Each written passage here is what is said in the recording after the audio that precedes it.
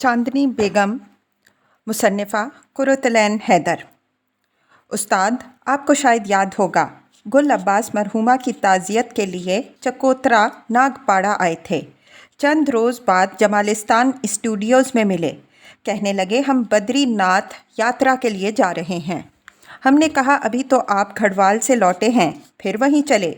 तो वहाँ पहुंचकर उस फर्जंदे कोहिस्तान ने अपनी खुदी पहचानी और दुनिया त्याग दी। शेर की खाल ओढ़ जटाओं का जोड़ा बनाए, रद्द-उर-राकेश की माला पहने बद्रीनाथ की एक चट्टान पर बैठे थे कि गोरे रागियों की एक टोली का उधर से गुजर हुआ। उनको शिव अवतार समझा, अपने हमरा बाहर ले गए। तब से वहीं पर हैं। माउंटेन गॉड कहलाते हैं। बम्बई से चकोतरा घड़वाली गए थे। उत्तर खड्डर से गॉड बनकर लौटे। बाहर उनके मुताल्लिक अंग्रेज़ी, जर्मन, फ्रेंच वगैरह में किताबें छप चुकी हैं। यहाँ नेपियन सी रोड पर एक बढ़िया फ्लैट में मुकीम हैं। जब हम पहुँचे, ज़ाफ़रानी साड़ी पहने एक गोरी औरत रिसेप्शन डेस्क पर मुस्तैद बैठी थी। सामने उसके नाम का कार्ड रखा था। माँ अम्बाउनी, इसको गुड मॉर्निंग। वो बोली, माँ पार्वती से बात कीजिए। मैंने चारों तरफ देखा। माँ पार्वती बड़ी लहीम शहीम थीं। नॉर्वेजियन या जर्मन मालूम होती थीं। गैलरी में टेलीफोन की मेज़ के पास बराजमा, he is come down the mountains, he is come down का मुताला कर रही थीं। मियाँ चकोतरा के मुताल्लिक इस किताब की लाखों जिल्दें मगरिब में फ़रोख्त हो चुकी हैं। बहादुर साहब, ज़रा किस्सा मुख्तसर नहीं कर सकते? उस्ताद ने बेसब्री से बात काटी। बहादुर साहब शायद चाहते थे कि असल बात जिस कदर मुमकिन हो ताख़ीर से बतलाएं और उसी दौरान में बूढ़े टी मास्टर को नफसियाती तौर पर तैयार कर लें। सिगरेट का कश लेकर उन्होंने कहना शुरू किया। तो उस्ताद, माँ पार्वती ने हमें झुंझला दिया। वो सीगाए वाहिद मुतकल्लम के बजाय दिस बॉडी कहती थी, यानी ये शरीर, ये काया। मालूम हुआ खुदावंद कोहिस्तान भी चुप साधने से कबल अपने आप को मैं के बजाय दिस बॉडी कहते थे। हमने उस मुरीदा से पूछा, गॉड के दर्शन हो सकते हैं? बोली, this body does not know. हमने कहा, मदाम, हमारा अपॉइंटमेंट लॉस एंजलिस में हो चुका है। बोली, ठीक है, इस वक्त 10:30 बजा है। आपका वक्त मुलाकात 11 बजे का मुकर्रर है। इसी वक्फे में आपका हार्ट फेल हो सकता है या भौंचाल आ सकता है या खुद माउंटेन गॉड अपना शरीर सकते हैं, किसी को क्या मालूम। गुस्सा तो बहुत आया, फिर सोचा हम यहाँ बेला मरहूमा के अक़द के सिलसिले में चकोतरा जी की गवाही हासिल करने आए हैं। ख़ुद बेला और उनके शौहर को महज चंद सेकंड कबल क्या ये मालूम था कि इतनी भयानक आग लगने वाली है और दोनों इसमें जलकर खाक हो जाएंगे। माफ़ करना उस्ताद। कोई बात नहीं, कहे जाओ। हमने उस चेली से अर्ज़ की, आपके दिमाग को इल्म नहीं, मगर फिलफौर आपका हाथ तो इंटरकॉम पर महात्मा जी के कमरे से राब्ता कायम कर सकता है। कहने लगी, हाथ भी मेरा नहीं है, महज वहम है। हम सोचे, एक तो वो बोलते नहीं, लिख कर जवाब देते हैं। अगर मौसूफ़ भी इसी किस्म की गुफ्तगू करेंगे तो मिलना अबस है। उसी वक्त एक अखबारची आन पहुंचा। बड़ा चकराया, पूछा, बहादुर साहब, आप भी इस चक्कर में? चूँकि चकोतरा जी इंटरव्यू नहीं देते, महज उनके स्टाफ के गोरे गोरियां प्रेस से बात करते हैं। अपॉइंटमेंट के मुताबिक अखबार नवीस ने माँ पार्वती का इंटरव्यू शुरू किया। पूछा, आप कहाँ की रहने वाली हैं? बोली, ला मकान। इतने में घंटी बजी। एक धोती पोश गोरा बाहर आया और हमें इशारा किया। हम अंदर चले गए। चकोतरा जी मर्गे छाला पर बैठे थे। पीछे दीवार पर शिव जी की बड़ी सी तस्वीर लगा रखी थी। एक गोरी सेक्रेटरी कुछ दूर बैठी हुई थी। हमने नोटिस किया कि मगरिब में पूजे जाने वाले दीगर हिंदुस्तानी स्वामियों के बरअक्स ये बहुत सादगी से रहते हैं। हमने कहा, हम आपके पुराने दोस्त हैं और आपसे बिल्कुल तन्हाई में बात करना चाहते हैं। عنایت ہوگی اگر آپ اپنی سلیٹ پر ہندی میں خود ہی لکھ کر جواب مرحمت فرمائیے۔ اس دیوی کو زحمت نہ دیجیے۔ گاڈ نے بڑی شفقت سے تبسم فرمایا، سنہری کنیا کو باہر جانے کا اشارہ کیا۔ وہ چلی گئی۔ میں نے کہا، بھگوان صاحب، جب آپ اندھیری ریلوے اسٹیشن پر بانسری بجا کر کاریں فروخت کرتے تھے، ماسٹر موگرے نے آپ کو کی صلاحیت اور آپ کا مسخرہ پن دیکھ کر آپ کو اپنے جتھے میں شامل کیا تھا۔ آپ نوہر بنسی والا کہلاتے تھے۔ چکوتڑا گھڑوالی آپ کا فلمی نام اس خاکسار ہی نے تجویز کیا تھا۔ سر ہلا کر کہیے ہاں۔ انہوں نے اس بات میں نہوڑایا۔ میں نے کہا، اب خدا نے آپ کو گاڈ بنا دیا تو اپنے پرانے ساتھیوں کی عطا کیجیے۔ پورا قصہ از اول تا آخر اس مقدمے کا سنایا۔ جواباً انہوں نے سلیٹ پر لکھ دیا، بھیانکر آگ کی خبر نے ہی دنیا سے ہمارا دل اچانک اٹھا دیا تھا۔ ہم نے بدری ناتھ جی پہنچ کر سنیاس لے لیا۔ اب ہم ساگر کی ہر اونچی نیچی لہر سے بے نیاز ہیں۔ میں نے کہا، فیل فروش نے دعویٰ کیا ہے کہ بیلا کی شادی قمبر علی سے ہوئی ہی نہیں تھی۔ آپ اس سنجوگ کے واحد گواہ ہیں، کیونکہ اب ایک عالمی شخصیت ہیں اور مغرب کے نام معبودوں میں سے ہیں۔ آپ کی گواہی سچ مانی جائے گی۔ ہم کو بھی اللہ کے فضل سے 4 آدمی جان گئے ہیں، لیکن ہم محض بلبل شیرستان اور سرنگ کوی ہی کہلاتے ہیں۔ آپ ماشاءاللہ گاڈ بن چکے ہیں۔ یوں ہم کسی کو بتلائیں گے نہیں کہ آپ پہلے چکوتڑا گھڑوالی کے نام سے سی کلاس فلموں میں جوکر بنتے تھے۔ انہوں نے سلیٹ پر لکھا، بتلا بھی دیجئے تو کیا حرج ہے، جی بھی تو پہلے ڈاکو تھے۔ ہم نے جواب دیا، چکوترا بھائی، اس زمین کی قیمت اس وقت 85 لاکھ ہے، بہت جلد 1 کروڑ سے اوپر نکلنے والی ہے۔ صرف آپ کی گواہی سے ماسٹر جی کیس جیت جائیں گے۔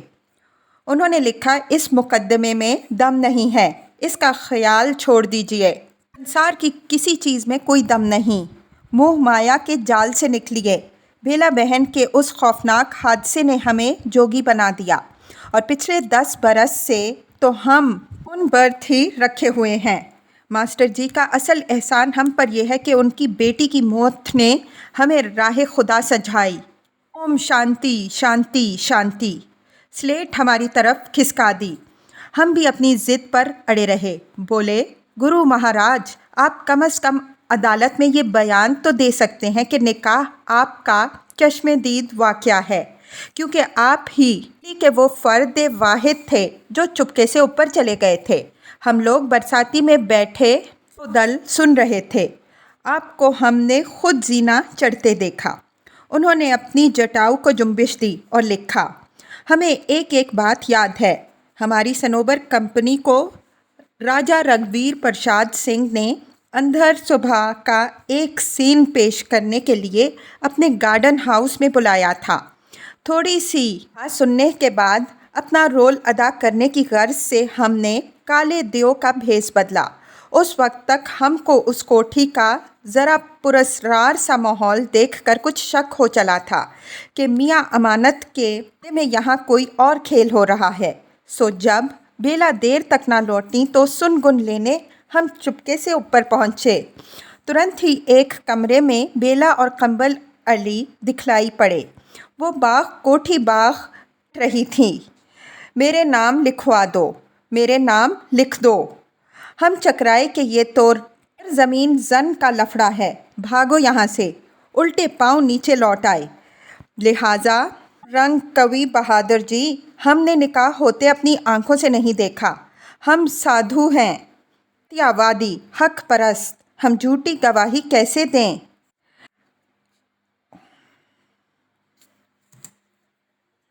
اوم نمو شوایہ، اوم نمو شوایہ۔ قصر شیریں۔ Parvez and Farhad architects and builders کے سینئر پارٹنر پرویز مرزا عرف پنکی میاں اپنے جونیئر شریک کے کار فرہاد ڈھونڈی عرف फिली के कदीम 2 मंजिला शीरी कासल में ऐवान नशिस्त के कालीन पर एक नक्शा फैलाए बैठे थे और सोच रहे थे कि मुजव्वज़ा हाई राइज इमारत रोज़ हाउस में गुलाब का मोतीफ किस अंदाज से शामिल करें। फितरत है, इंस्पिरेशन हासिल करने की खातिर उन्होंने खुले दरवाजे के बाहर नज़र दौड़ाई तो महज कुत्ता परी की मुन्नी सी कब्र ही दिखलाई पड़ी। उस पर एक बदतमीज़ बदज़ौक़ कौवा आन बैठा था और फ्रेंच पूडल फीफी का परदार मरमरी मुजस्समा घंटे की छाड़ी में छुप गया था। फीफी इन फ्रांसीसियों की यादगार थी जो से पहले यहाँ रहते थे। रुखबाजी के शाइक हो चुके थे, लेकिन वतन की चाहत में अपनी रिहाइश गाह को शातू मार्गो पुकारते थे। आवाम ने शातू मार्गो तय फरंगी कर दिया था और फीफी का परदार मुजस्समा कुत्ता परी। अंग्रेज़ी होते ही परी वाली कोठी में बच्चे आन बसे जो पल चलते फिरते शाहनामाए फिरदौसी थे। नरीमान, जाल, नौशेरवान, रुस्तम ये दयानतदार और मुस्तैद बादा फरोश मजूसी फ्रेंच स्टाइल शातुमार पर बहुत नाज़ा थे, लेकिन जब नौशेरवां ढूंढी की कत खुदाई पाली हिल बम्बई के एक बैरिस्टर की बेटी शीरीन बाई से हुई। उन्होंने कोठी अपनी बीवी के नाम लिख दी और अंग्रेज़ी में शीरी कासल और उर्दू में कसरे शीरी की मरमरी तख्ती फाटक पर नस्ब कर दी गई। वो तख्ती अब इश्क के पेचां की बेल में पोशीदा थी और किसी ने उसके नीचे कोयले से हिंदी में शीरी कासल घसीट दिया था। आज ये कुंबा महज 3 नफूस पर मुश्तमिल था, मानक बाई, फराम रोज़, महनाज। लिहाजा बालाई मंजिल पर फ्रांसीसियों के कार्ड रूम में परवेज़ एंड फरहाद का दफ्तर कायम कर लिया गया था। उस वक्त इन दोनों ने नीचे ड्राइंग रूम के चौबी फर्श पर अपना ब्लू प्रिंट फैला रखा था और उसमें मुनहमिक पिंकी मियाँ खबर थे कि 27 साल कबल ऐसी ही बलूरी सरपहर 3 कटोरी हाउस के सहन में ऊधम मचाते हुए उन्होंने चांदनी बेगम की ऐनक ना तोड़ी होती तो आज वो शेख ज़ाहिर अली सरोश फील फरोश की नई मिल्कियत रेड रोज़ गार्डन की ज़मीन पर कंक्रीट फौलाद और ग्लास का 10 मंजिला रोज़ हाउस प्लान करने में मसरूफ़ ना होते। पिंकी और फिली के अलावा इस वक्त दीवान खाने में मुतअद्दिद अफराद जमा थे जिनका कोई ताल्लुक़ फ़न तामीर से ना था। पिंकी के खालाजाद भाई डिंकी जो कांसी शलवार कमीज़ के कौमी लिबास में मलबूस थे और बाकी सब से ज़रा मुख्तलिफ नज़र आते थे, वो दूसरे गैर मुल्की मेहमान यानी फिली के अमेरिकन पासपोर्ट वाले मामू मिस्टर कीकी लाल काका से बातें कर रहे थे। पिंकी की छोटी बहन आमना एक रॉकिंग चेयर पर बैठी स्वेटर बुनने में मसरूफ़ थीं। क्लियोपेट्रा काउच पर मुतमक्किन उनकी खाला सफ़िया सुल्तान मिसेज़ मानक बाई ढोंडी वालदा फिली से धन सक बनाने की तरकीब पूछ रही थी मगर जहन नशीं ना कर पाई थीं। तम जी, नौशेरवां जी, दादा भाई ढोंडी का अकलौता फर्जंद फ्राम रोज़ अलमौसूम बिफिली वुड नैनीताल से लेकर कोलंबिया यूनिवर्सिटी तक पिंकी मियाँ का हम सबक रहा था। आबाई पेशा मैं फ़रोशी तर्क करके फ़न तामीर की तरफ राग़िब हुआ। पिंकी के साथ ही इस इल्म की आला इस्नाद हासिल करके वतन लौटा और गुज़िश्ता चंद बरसों के अंदर अंदर शहर के नंबर 1 इमारत साज मोहम्मद मारूफ बिल्डर्स के बाद अब उनकी फ़र्म का नंबर आ चुका था। 3 कटोरी हाउस की बालाई मंजिल पर सफ़िया सुल्ताना का सोफिया कॉन्वेंट, ग्राउंड फ्लोर पर विक्की मियाँ अपनी मौजूदा बेगम जो इलायची खानम आतू जी मरहुमा की नवासी थीं और 4 बच्चों के साथ सकूनत पजीर पिंकी की टर बहन शहला का दफ्तर भी उसी मकान में था। चुनाचे पिंकी ने तक शीरी कासल को अपना कारोबारी मुस्तकिल बना रखा था और रोज़ हाउस में एक मंजिल अपनी फर्म के लिए मखसूस करने वाले थे। एंड फरहाद, मामारान, कसरे शीरी, सुभान अल्लाह। डिंकी ने अंग्रेज़ी, हिंदी और उर्दू में छपे लेटर पैड की اردو عبارت پر نظر ڈال کر دی۔ یہ ہماری دل بہار بوا کا آئیڈیا تھا، فلی نے نقشے پر سے سر اٹھا کر بتلایا۔ کہنے لگیں، مرزا اینڈ ڈی بھوندا لگتا ہے، قصر شیریں میں فرہاد ہونا چاہیے۔ دل بہار بوا داستانوں کی تہذیب کی پروردہ ہیں۔ پنکی نے گفتگو میں حصہ لیا۔ ہم نے شہلا آپی سے کہا فلی کے نام میں فرہاد کا قانونی طور پر اضافہ کروا دیں، لہٰذا اب موصوف ملکہ وکٹوریہ کے کسی رائل یورپین پر نواسے کی طرح 1 گز لمبے اسم گرامی کے مالک ہیں۔ فرہاد روز رستم جی دین یار 30 فرم پرویز اینڈ فرہاد رجسٹر ہوئی۔ اہل ذوق دھنتے ہیں۔ اس شہر میں اب کتنے اہل ذوق باقی ہیں؟ ڈنکی نے طنزاً دریافت کیا۔ تمہیں تعجب ہوگا کہ بے شمار۔ کسی سبزی فروش یا رکشہ والے سے بات کر کے دیکھ لو۔ یہاں کے عوام کی تمیزداری اور بزلہ سنجی تو اب بھی مثال کے طور پر پیش کی جاتی ہے۔ پنکی کو اب جوش آ چکا تھا۔ ہمیں تو سراج و سالک بھی یاد ہیں۔ شام کو پاس کے ایک چاخانے میں بیٹھتے تھے، ان کے گرد بھیڑ لگ جاتی، پڑھے لکھے اپنے ادبی مسائل لے کر ان کے پاس پہنچتے۔ وکی ماموں کسی زمانے میں ذرا مجنوں ہو گئے تھے، ایک بار ہمیں بھی اپنے ساتھ لے گئے۔ حضرات سراج سے ایک شعر کے متعلق دریافت کیا، کس کا ہے؟ تیز رکھیو سر ہر خار کو اے دشت جنوں، شاید آ جائے کوئی آب لاپا میرے بعد۔ انہوں نے فرمایا یہ شعر علاوہ میر کے اور کسی کا ہو ہی نہیں سکتا۔ محلے محلے انجمن بہار ادب کے مشاعرے، عوام رات کے کھانے کے بعد پان والوں کی دکانوں پر جمع ہو جاتے۔ کبڑیے زردوز مستری زیادہ تر ناخواندہ۔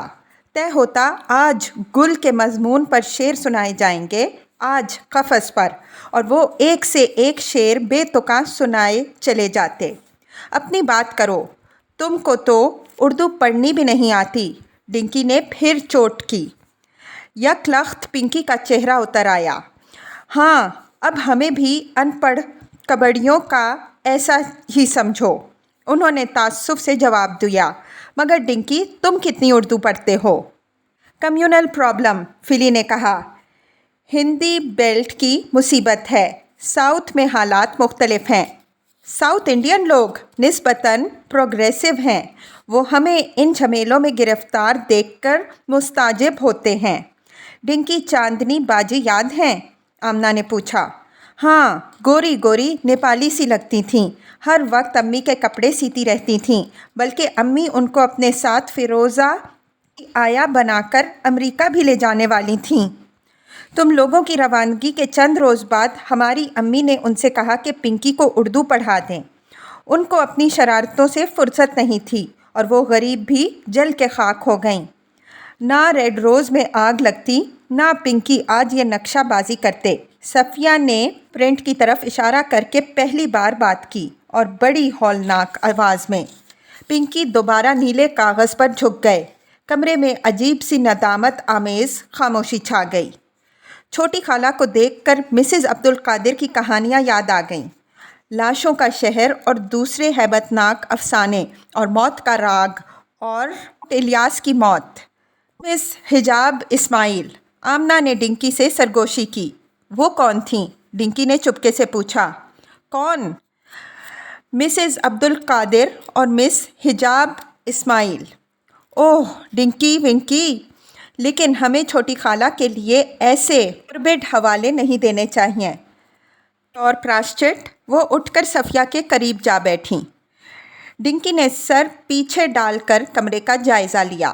وہ شیریں کاسل کے اس ڈرائنگ روم میں بہت مدت بعد خود کو موجود پا رہے تھے، اور جذباتیت میں مبتلا ہونے کے بجائے حیران تھے کہ جب وہ لڑکپن میں اپنی والدہ پر سلطانہ کے ہمراہ پاکستان سے اپنے نانا نانی کے ہاں آتے تھے، اور اپنی بڑی خالہ زرینہ سلطانہ کی اولاد شہلا پنکی اور آمنہ کے ساتھ قصر شیریں آ کر فلی اور مہناز کے ساتھ کھیلا کرتے تھے، اس وقت سے لے کر آج تلک اس مکان کی کسی چیز میں सरे मुँह फर्क न आया था। आतिशदान के ऊपर शीरी बाई ढूंढी और आबाई इंजीनियर की तस्वीर उसी जाविये से रखी हुई थी। दीवार पर नौजवान ईरान अभी तक मलका सुरैया के साथ ही जलवागर थे। वहाँ फरादीबा आईं और चली भी गईं। खुद आर्या मेहर तख्त ताउस से उतरे और अपने फर्जी अजदाद और जमशेद से जा मिले। डिंकी ने रश किया, मानक भाई किस कदर वफादार हैं, वफादारी बशर्ते उस्तवारी। खुद मानक बाई बूढ़ी नहीं लगती। उनका वली अहद हुमायूं अमरोज़ उर्फ इली बता गंजा हो चला है।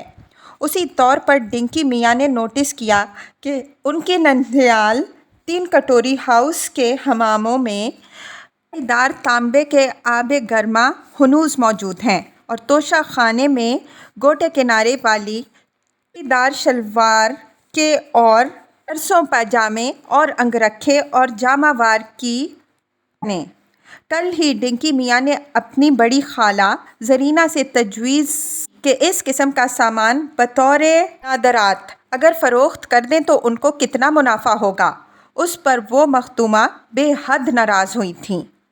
मिसेस मानक बाई ढोंडी बहार बुआ, दिल बहार बुआ पुकारती अंदर गईं। वो बेशतर फारसियों और बोहरों की मानंद वाओ को डाल और ता को टे के तलफ़्फ़ुज़ से अदा करती थीं।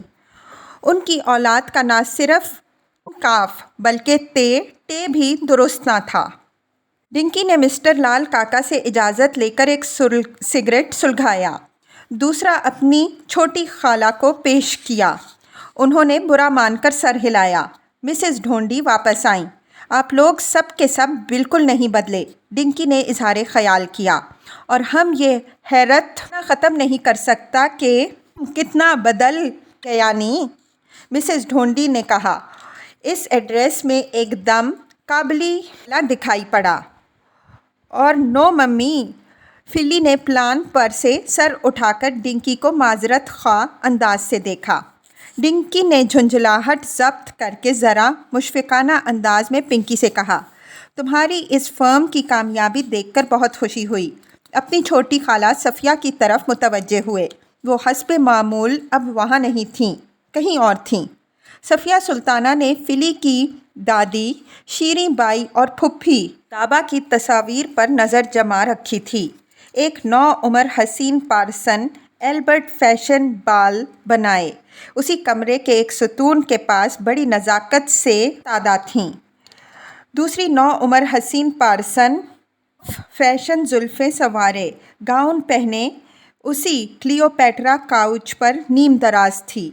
उसके बारे में मिसेस ढोंडी ने हमेशा बतलाया था कि मुसव्विर की मदाम प्रीमियर वाली मशहूर पेंटिंग को सामने रख कर हज़रतगंज के एक अंग्रेज़ फ़ोटोग्राफ़र ने 36 में उनकी सिस्टर इन लॉ रूड आबाई का ये फ़ोटो निकाला था। शीरी बाई रूड आबाई पीस से उतर कर इस क्लियोपेट्रा काउच पर वापस आ जाओ, फिर वापस चली जाओ। मानक बाई के ख़्याल में इस नौ की आमदोरफ्त कुछ मुश्किल बात नहीं।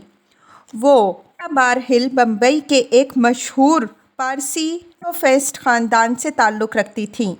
उनकी नानी तहमीना बाई थियोफेस्ट साहबजादी रत्ती बाई से वाकिफ़ थीं। मिसेस ढोंडी तो अब अक्सर पारसियों की तरह बहुत ही ज़्यादा हमा औसत वाली बन गई थीं। शिरडी के साईं बाबा और पूना के मेहर बाबा से लेकर तमाम खुदायाने आलम से लो लगाए रहती थीं।